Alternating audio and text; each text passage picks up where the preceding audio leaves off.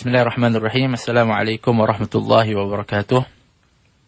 Alhamdulillahi rabbil alamin. Wassalatu wassalamu ala sayyidil mursalin sayyidina Muhammadin wa ala alihi wa sahbihi ajma'in. Wa ba'du. Sidang pendengar dirahmati oleh Allah Subhanahu wa taala. Alhamdulillah, kita bersyukur kepada Allah. Mudah-mudahan pertemuan kita dan juga perbincangan kita ini akan diberkati oleh Allah Subhanahu wa taala. Sebelum ini kita telah pun membicarakan mengenai persiapan Ramadan, iaitu dengan kita memenuhi diri kita dengan ilmu yang mana ianya menjadikan seseorang itu akan benar-benar mendapatkan hasil yang lumayan pada bulan Ramadan. Ilmu yang mana ianya menyebabkan seseorang itu benar-benar akan melaksanakan Ramadan itu dengan sempurna. Ilmu yang menyebabkan seseorang itu benar-benar ingin untuk mendapatkan hasil yang istimewa. Ilmu yang menyebabkan seseorang itu tahu apa yang dia akan isi di dalam bulan Ramadan. Ilmu yang menyebabkan seseorang itu menjaga daripada perbuatan dan amalan yang menyebabkan terhalang dari ganjaran puasa. Ini semua adalah kepada kepentingan ilmu yang telah kita bahaskan pada sesi yang sebelumnya. Pada kali ini saya ingin untuk sama-sama kita dan mengajak kita semua untuk kita merancang amal ibadah kita di dalam Ramadan. Kerana kita tidak boleh nafikan setiap daripada sesuatu itu perlukan kepada rancangan. Baik itu daripada apa pun. Baik itu daripada segi keduniaan untuk berjaya, seseorang itu perlu untuk melakukan perancangan. Kerana dengan perancangan itu akan mendatangkan kesempurnaan dan mencapai matlamat. Begitulah juga untuk kita mendapatkan hasil akhirat. Kita juga perlukan kepada perancangan-perancangan. Di dalam bulan Ramadan, lebih-lebih lagi orang yang berjaya adalah orang yang bijak merancang untuk dia mendapatkan hasil yang istimewa dan lumayan di dalam Ramadan. Bagaimana rancangan yang mesti dia buat? Dan perancangan itu sebenarnya mesti dibuat seperti mana yang kita tekankan dulu adalah sebelum Ramadan, dan telah pun dia bergerak mengikuti perancangannya. Dari bulan-bulan Rejab lagi dah ada rancangan apa yang dia nak buat. Dalam bulan Sya'ban dia istiqamah, dan kalau boleh dia tambah lagi. Dan nanti di dalam bulan Ramadan sudah tentu semangat yang telah pun dia buat pemanasan di dalam bulan yang sebelumnya akan meluap-luap sehingga akan terhasillah daripada hasil yang maksimum di dalam bulan Ramadan. Baik, apabila yang dimaksudkan dengan jadual ataupun plan amalan kita ini, di dalam bulan-bulan sebelum Ramadan kita dah boleh plan apa yang kita nak buat. Di antaranya di mana yang kita nak letakkan daripada Al-Quran. Bila kita ada masa untuk kita aturkan, kita letakkan di dalam jadual itu. Begitu juga dengan zikir. Begitu juga dengan jadual untuk kita berselawat kepada Nabi SAW. Kerana di antara sebab gagalnya seseorang itu untuk melakukan amal adalah kerana dia tak jadualkan amalan. Kalau dijadualkan, dimasukkan dalam jadual waktunya, walaupun dianya sibuk dengan urusan-urusan pekerjaan, urusan-urusan keluarga, urusan-urusan pribadi, akan tetapi apabila dia sudah masuk di dalam jadual kehidupannya, hariannya, pasti dia akan dapat untuk melaksanakannya. Kerana perancangan itu ataupun jadual itu seolah-olah ianya adalah merupakan daripada kehidupannya. Begitulah yang telah pun disusun oleh para alim ulama dahulu. Di dalam kehidupan mereka berjadual. Bila waktu mereka beramal, bila waktu mereka mengajar, bila waktu mereka bersama keluarga, bila bersama dengan masyarakat, semuanya diatur oleh mereka sehingga kehidupan mereka benar-benar barakah, yang mana ianya benar-benar mendapatkan ganjaran di sisi Allah Subhanahu wa taala. Jadi jadualkan di mana kita nak membaca Al-Quran. Bagaimana kita di dalam Qiyamul Lail. Semua itu perlukan kepada perancangan. Sebab itulah disebutkan bagaimana para imam dan juga para sahabat sendiri, mereka apabila berhadapan dengan Ramadan, bagaimana mereka dengan Al-Quran, bagaimana mereka dengan solat malam, tak tergambarkan oleh kita akan bagaimana semangat mereka. Bahkan para a'imah seperti Al-Imam Syafi'i dalam Ramadan, beliau mengkhatamkan Al-Quran 60 juzuk, 60 kali khatamat pada bulan Ramadan. Satu khatam di waktu siam, satu khatam di dalam salat tarawih di waktu malam. 2 kali khatam pada setiap hari, sehingga 30 hari dalam Ramadan mengkhatamkan Al-Quran sebanyak 30 kali khatamat. Bagaimana dia boleh dapatkan demikian? Kerana dia telah jadualkan daripada bacaan Al-Qurannya sehingga dia istiqamah dan ikut jadual, akhirnya mencapai matlamat. Di antara mereka yang salat di waktu malam sehingga di waktu subuh, kenapa sudah istiqamah? Akan tetapi bukanlah bermakna apabila kita memberikan contoh seperti itu, kita pun mengatakan aku juga ingin berbuat demikian sehingga nantinya terabai daripada kehidupan, terabai dari keluarga, terabai daripada tanggungjawab.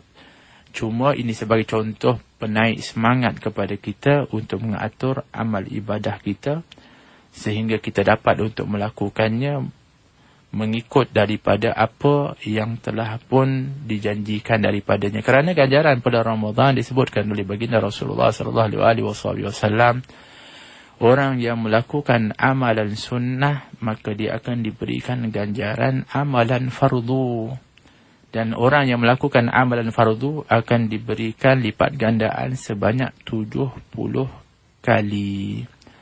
Besarnya ganjaran itu. Maka orang yang tahu akan nilai ini pasti akan berlumba-lumba untuk nak melakukan kebaikan. Fastabiqul khairat. Sebab Allah mengatakan, hendaklah kamu berlumba-lumba untuk melakukan kebaikan. Lebih-lebih lagi apabila kamu tahu ganjaran itu diberikan oleh Allah dengan ganjaran yang begitu luar biasa. Dan juga di antaranya, rancanglah harta kita. Maksud perancangan harta ini bermakna yang nak kita belanjakan di dalam Ramadan untuk diri dan keluarga. Kenapa? Kalau tidak dirancang, maka biasanya akan berlaku pembaziran. Kita Ramadan nak dapat ridha Allah. Kita nak bersama dengan para salihin, orang-orang saleh. Lebih-lebih lagi kita nak sama dengan Rasulullah sallallahu alaihi wasallam. Tetapi tiba-tiba pada bulan Ramadan kita banyak melakukan pembaziran. Sedangkan apabila melakukan pembaziran dalam tadi nak bersama dengan Rasulullah, nak bersama dengan para salihin, tiba-tiba melakukan pembaziran bersama dengan siapa? Bersama dengan syaitan. Sebab Allah mengatakan, innal mubadzirina kanu min ikhwani syayatin. Sesungguhnya orang-orang yang membazir itu adalah daripada saudara-saudara syaitan. Bulan Ramadan sepatutnya dapat ganjaran. Syaitan dah diikat, tiba-tiba ada saudara syaitan. Siapa? Iaitu orang yang membazir. Perlu untuk dia merancang bagaimana untuk perancangan daripada hartanya. Apa yang dia nak belanjakan untuk diri, apa yang dia nak belanjakan untuk keluarga, bagaimana makanan, bagaimana daripada keperluan. Begitu juga perancangan harta yang dimaksudkan perancangan untuk bersedekah. Sebab apa? Sebab sangat dianjurkan dalam Ramadan itu bersedekah. Bahkan Nabi SAW yang disebutkan dalam riwayat adalah ajwadun nas, orang yang paling pemurah. Tetapi lebih lagi Nabi pemurah itu adalah di dalam bulan Ramadan. Nabi kalau bulan Ramadan lebih pemurah daripada bulan yang sebelumnya. Nabi ini pemurah tak boleh ditandingi. Nabi disebutkan apabila orang datang kepada Nabi bila-bila pun minta bantuan, minta apa saja, Nabi malu untuk berkata tidak. Nabi tak pernah menghampakan. Apa lagi kalau bulan Ramadan baginda Rasulullah sallallahu alaihi wasallam. Demikian kita bermakna dianjurkan sangat untuk nak Bersedekah, Nabi punyalah pemurahnya, disebutkan ibarat angin yang menghembus, tak pernah berhenti, sentiasa Nabi SAW dalam sifat pemurahnya. Maka sangat dianjur kepada kita dalam Ramadan, ancang untuk kita ibadah sedekah kita. Kalau kita tak rancang, bermakna nantinya kita akan gagal. Sebab apa? Sebab hawa nafsu kita ini akan menuntut untuk kita memenuhinya.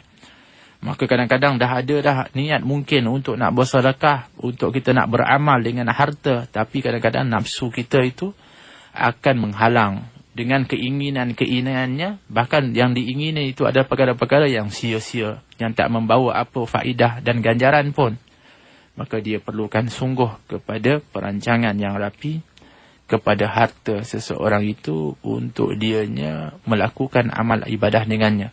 Di antaranya yang dianjurkan adalah mengajak orang untuk berbuka.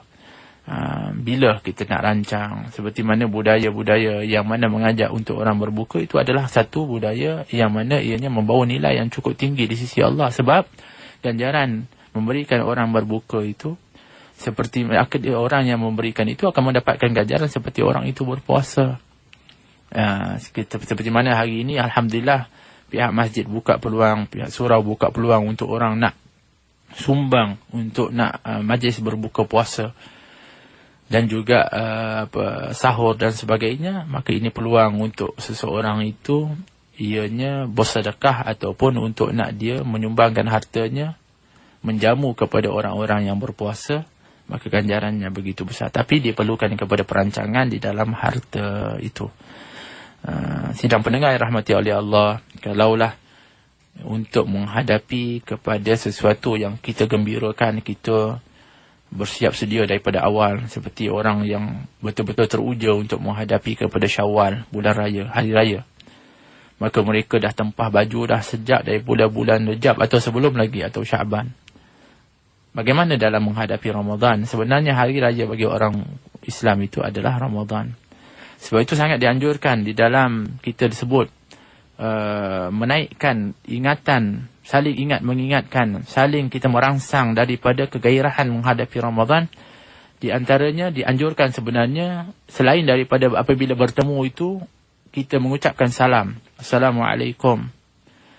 Kita juga dianjurkan untuk nak sebut, di antaranya kalau kita pergi ke negara Arab, khususnya macam di Mesir ataupun di negeri-negeri yang negara Arab yang lain, mereka tak bertemu kecuali salam, dan mereka akan sebut Ramadan Karim, Ramadan yang mulia. Maka yang mendengar itu akan menjawab Allahu Akbar, Allah Maha Besar, menunjukkan kekaguman mereka, keterujaan mereka untuk nak menghadapi Ramadan. Sehingga apabila saling bertahiyah, iaitu saling mengucap di antara salam sama lain tentang Ramadan ini, kullu amin wa antum tayyib, kullu amin wa antum bi khair, setiap tahun mudah-mudahan seluruh kamu akan mendapatkan sepanjang tahun.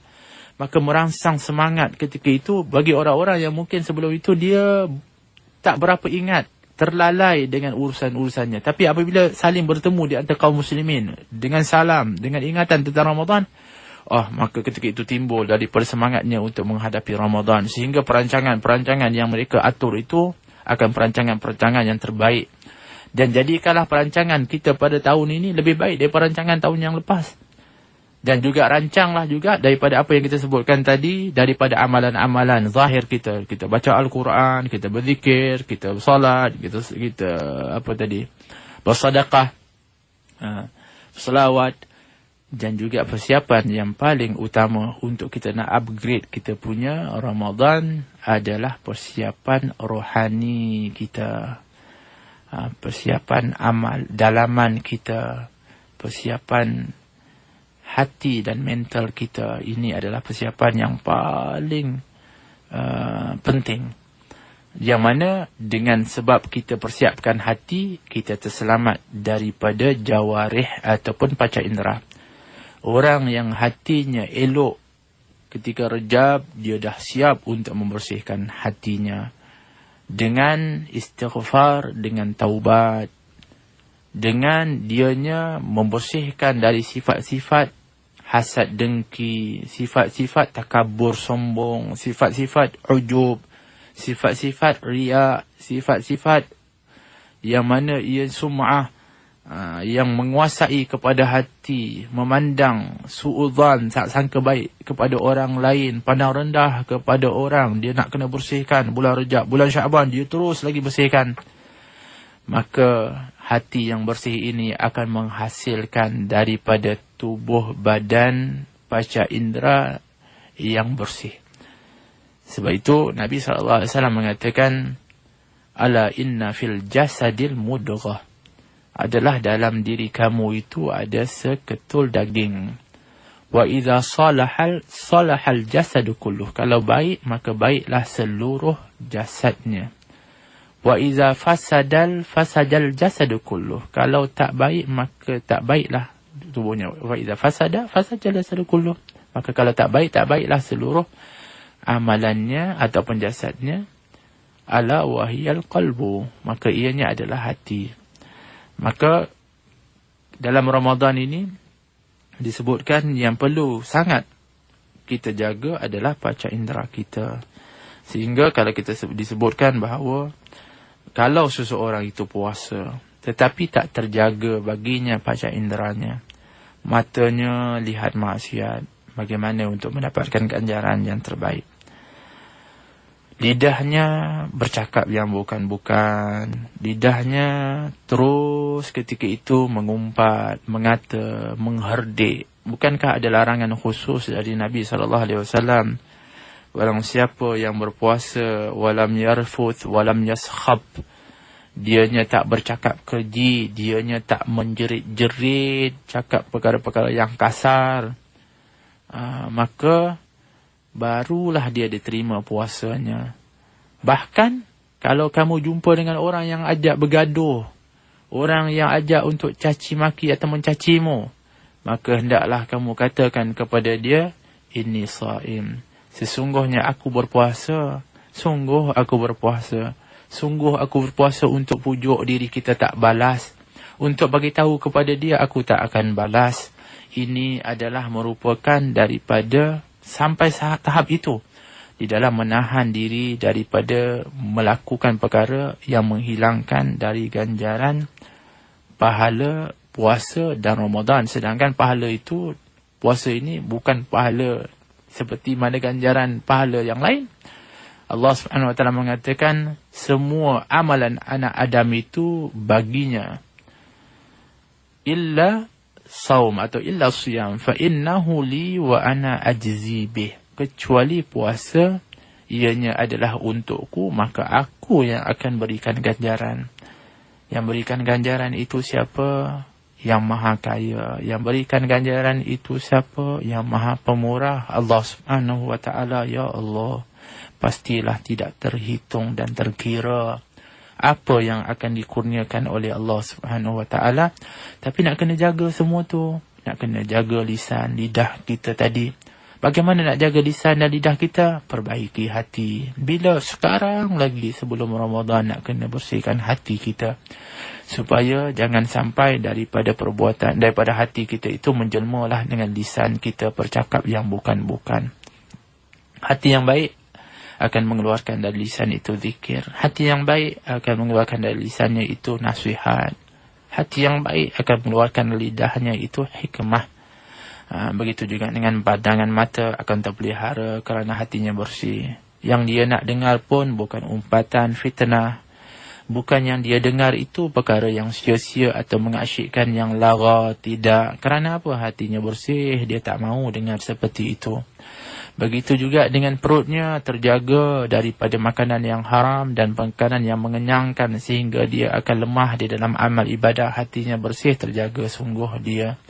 Tangannya itu bukannya membuat perkara yang menzalimi atau perkara-perkara yang akan merosakkan orang lain atau memudaratkan, akan tetapi sentiasa mengeluarkan manfaat, baik itu dengan sedekah, baik itu dengan membantu, dengan memberikan daripada apa yang dia mampu. Kakinya tidak akan melangkah ke tempat-tempat yang maksiat atau tempat yang dimurkai oleh Allah Subhanahu Wa Taala. Akan tetapi sentiasa tergerak dengan hatinya, kakinya itu melangkah ke rumah-rumah Allah, masjid, ke tempat-tempat ilmu, ke tempat-tempat taat, tempat-tempat manfaat. Ini semua hasil daripada didikan hati. Oleh kerana itu persiapan kita yang mesti kita persiapkan sangat penting adalah persiapan hati kita. Bersihkan hati kita daripada sifat-sifat mazmumah dan juga isilah dengan sifat-sifat mahmudah. Bersihkan hati kita daripada sifat-sifat yang keji dan masukkan, penuhkan dengan sifat-sifat yang mulia. Demikian yang sangat dianjurkan kepada kita untuk menjaganya, sehingga puasa kita bukan seperti puasa-puasa orang-orang awam lagi, orang umum. Puasa kita bukan seperti puasa anak-anak kita dah. Puasa kita bukan seperti budak-budak yang puasa umur 7-8 tahun. Kalau tidaklah, kita hanya tahan lapar dahaga. Kita hanya tahan lapar dahaga saja sampai waktu berbuka, sedangkan kita tak tinggal maksiat. Mata masih memandang maksiat, lisan masih mengumpat fitnah, telinga masih dengar benda yang bukan-bukan, tangan buat yang benda yang tak baik, kaki pergi tempat yang maksiat. Maka apalah bezanya kita ini puasa dengan budak-budak kecil tu?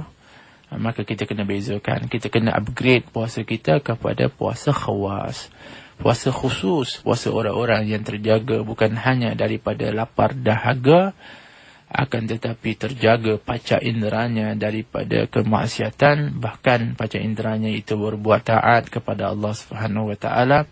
Dalam hadis baginda Rasulullah sallallahu alaihi wasallam mengatakan, barang siapa yang berpuasa tidak ketika itu seorang itu yang puasa hanya menahan lapar dan dahaga, tetapi dia tak menjaga daripada kemaksiatan, lisannya masih lagi menyebut yang bukan-bukan, maka Allah tak perlukan dari puasanya itu. Maka tak ada nilai di sisi Allah Subhanahu wa taala. Maka persiapan yang kita sebutkan tadi, kita ulang balik, iaitu persiapan yang pertama, persiapan untuk kita menyusun amal-amal yang baik kita. Kita rancang bila kita nak baca Al-Quran, berzikir, berselawat, solat malam, daripada sekarang lagi, sehingga dalam Ramadan kita dah mudah untuk melaksanakannya. Kemudian kita rancang daripada kita ini untuk bagaimana sedekah.